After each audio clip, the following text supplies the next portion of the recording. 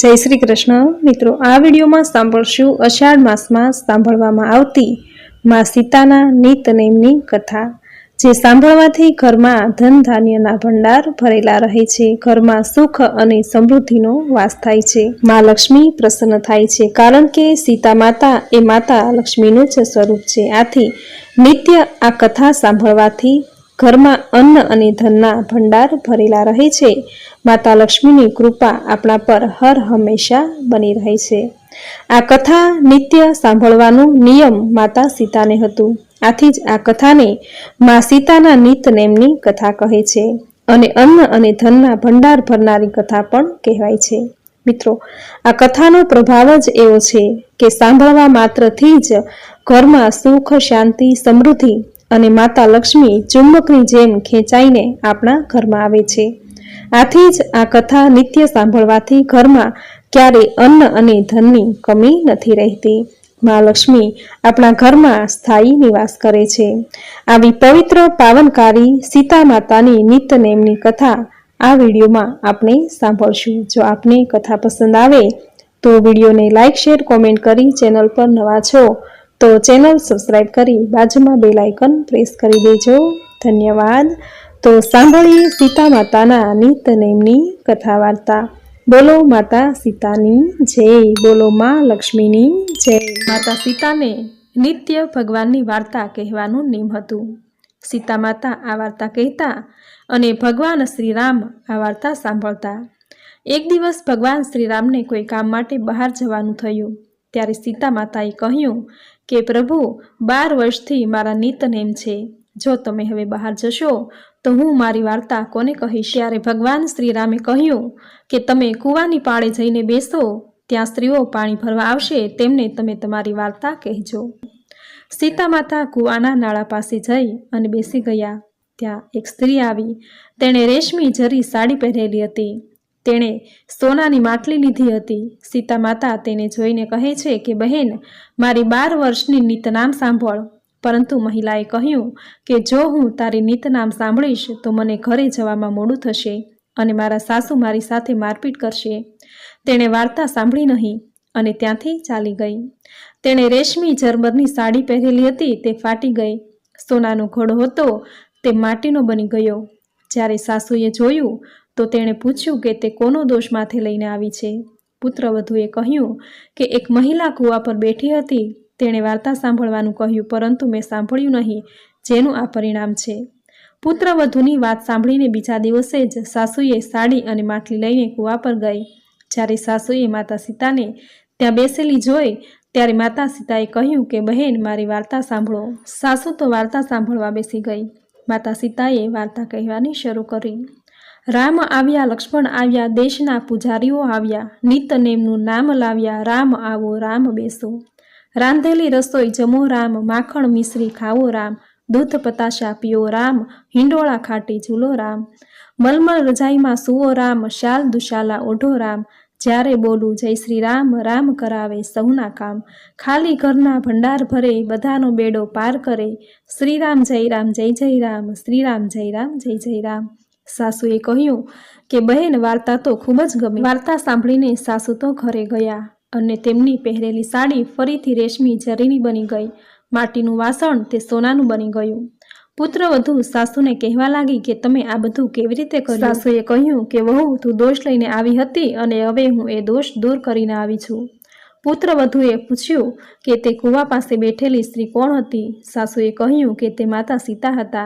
ते जूनामांथी नवुं बनावे छे अने घरना खाली भंडार भरी दे छे।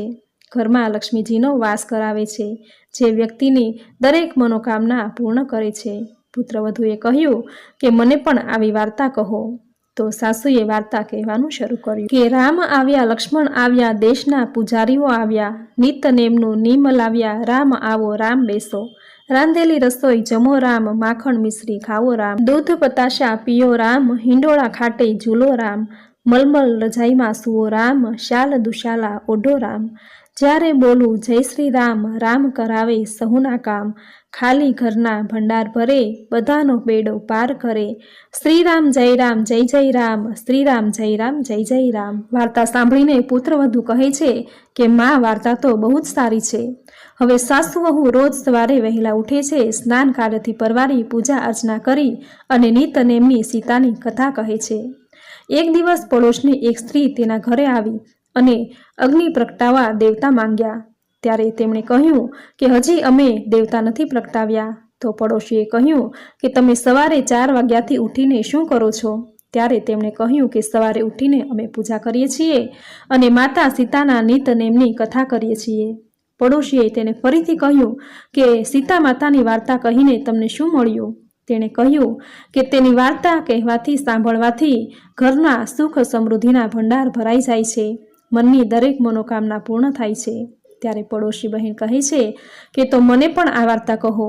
તેણે કહ્યું ઠીક છે, હવે કાલે સવારે તમે વાર્તા સાંભળવા આવજો. બીજા દિવસે સવારે પડોશણ પણ સવારે વહેલી ઉઠી નાહી ધોઈ પૂજા પાઠથી પરવારી સાસુ વહુના ઘરે વાર્તા સાંભળવા આવી અને સાસુએ વાર્તા કીધી કે રામ આવ્યા, લક્ષ્મણ આવ્યા, દેશના પૂજારીઓ આવ્યા, નિતનેમ લાવ્યા, રામ આવો રામ બેસો. રાંધેલી રસોઈ જમો રામ, માખણ મિશ્રી ખાવો રામ, દૂધ પતાશા પીઓ રામ, હિંડોળા ખાટે ઝૂલો રામ, મલમલ રજાઈમાં સુવો રામ, શાલ દુશાલા ઓઢો રામ, જ્યારે બોલું જય શ્રી રામ, રામ કરાવે સહુના કામ, ખાલી ઘરના ભંડાર ભરે, બધાનો બેડો પાર કરે, શ્રી રામ જય રામ જય જય રામ, શ્રી રામ જય રામ જય જય રામ. આખી વાર્તા સાંભળીને પડોશણ કહે કે બહેન, વાર્તા તો મને ખૂબ જ ગમી. હવે તે પણ સીતા માતાની નિતનેમની વાર્તા કહેવા લાગી. વાર્તા કહીને સીતા માતાએ પડોશીના ભંડારો પણ ભરી દીધા. હવે આખા મહોલ્લામાં, આખી શેરીમાં નિતનેમની વાર્તા શરૂ થઈ અને માતા સીતાએ દરેકની ઈચ્છા પૂર્ણ કરી. દરેકના ઘરમાં ધન ધાન્ય સુખ સમૃદ્ધિના ભંડાર ભરી દીધા. હે માતા સીતા, જેમ તમે સાસુ વહુના ભંડાર ભર્યા, પડોશણના ભંડાર ભર્યા, તેમજ તમારી આ વાર્તા કહેનાર સાંભળનાર સૌના ભંડાર ભરી દેજો. સૌની મનોકામના પૂર્ણ કરજો. સૌને સુખ સમૃદ્ધિનું વરદાન દેજો. બોલો સીતા માતાની જય. મિત્રો, સીતા માતા એ ભગવાન શ્રી રામના પત્ની માતા લક્ષ્મીનો જ અવતાર છે. જનક નંદિની માતા જાનકી તો ભારતીય સતીત્વ કે નારી તત્વનું પ્રેરક અને જીવંત પ્રતીક છે. સીતા માતાએ જાતે સંતાપ સહન કરીને, અનેક કષ્ટો સહન કરીને, વિશેષ તેજ પ્રગટાવીને જાણે ભગવાન શ્રી રામથી પણ આગળ નીકળી ગયા છે. મા સીતાનો જન્મ પણ ચમત્કારિક રીતે થયો અને તેની વિદાય પણ ચમત્કારિક રીતે થઈ. સીતા માતાનો જન્મ ધરતીમાં થયો અને ધરતીની ગોદમાં જ તે સમાયા. આથી મા સીતાને ધરતીની પુત્રી કહેવામાં આવે છે. મા સીતાને વેદોમાં કૃષિની દેવી કહેવાય છે. સીતા શબ્દનો અર્થ થાય છે હળથી ખેડાઈને ધરતીમાંથી મળેલી કે ઉત્પન્ન થયેલી. રામાયણમાં કથા છે કે મિથિલાના રાજા જનક દ્વારા હળથી ધરતી ખેડતા તેમાંથી મળેલ કન્યાનું નામ ઉત્પત્તિ પ્રમાણે સીતા રખાયું. જનકની પુત્રી હોય તે જાનકી કહેવાયા. આવી રીતે જાનકી અયોનિજા પણ કહેવાયા. મા સીતા તો ભક્તિ અને મોક્ષની દેવી છે. જ્યારે માતા સીતાનો અગ્નિ પ્રવેશ થયો ત્યારે બ્રહ્માજી રામને કહે છે કે સીતા લક્ષ્મીજી અને આપ વિષ્ણુ છો. ભાગવતમાં પણ કહ્યું છે કે રામ વિષ્ણુના અવતાર અને માતા સીતા એ લક્ષ્મીનો અવતાર છે. એવી જગતજનની મા સીતાના નિતનેમની કથા આ વિડીયોમાં તમે પૂરી શ્રદ્ધાથી અંત સુધી સાંભળી. જે સાંભળવી તમને જરૂર ગમી હશે તો વિડીયોને લાઈક કરી કોમેન્ટમાં જય સીતા માતા, જય લક્ષ્મી માતા જરૂર લખજો.